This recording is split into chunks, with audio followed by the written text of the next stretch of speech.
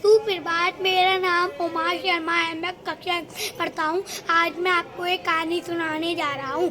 सारस की दावत। एक नदी के तट पर एक सीधा साधा सारस रहता था और वो घंटों तक नदी के अंदर एक टांग पर खड़ा रहता था।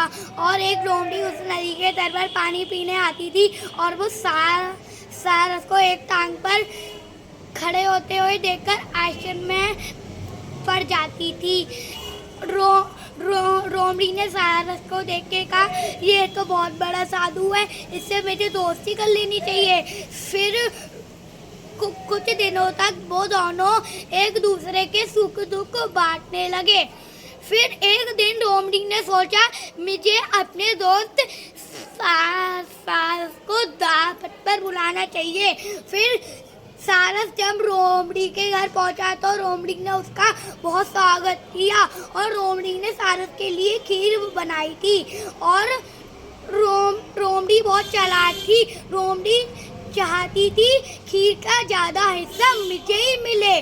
फिर लोमड़ी ने दो बड़ी थाली में खीर करके रखी और सारस से कहा, खीर गर्म थी इसलिए मैंने ठंडी होने के लिए 2 बड़ी थाली में रखी है।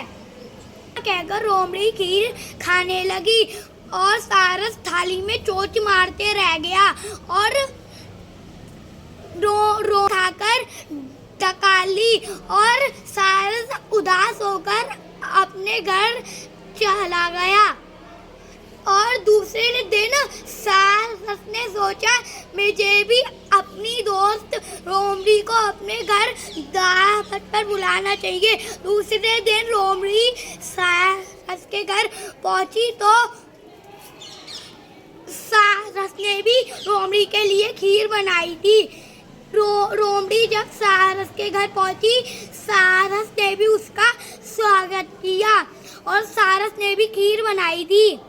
सारस ने छोटे मुंह वाली सुराही में खीर रखी थी और लोमड़ी से कहा, तुम्हारे आने तक खीर ठंडी ना हो जाए इसलिए मैंने छोटे मुंह वाली सुराही में रखी है। सारस लोमड़ी से ये कहकर सुराही में चोंच डालकर खीर खाने लगा और लोमड़ी का मुंह उस सुराही में फंस गया। जब लोमड़ी ने अपना मुंह उस सुराही से निकाला तो उसका मुंह छिल गया था और लोमड़ी उदास होकर अपने घर चली गई। रास्ते में लोमड़ी ने सोचा, मुझे अपने दोस्त सारस के साथ ऐसी चालाकी नहीं करनी चाहिए थी। शिक्षा हमें ये सिखाती है, हमें अपने मित्रों के साथ बुरा व्यवहार नहीं करना चाहिए, चालाकी नहीं करनी चाहिए। धन्यवाद।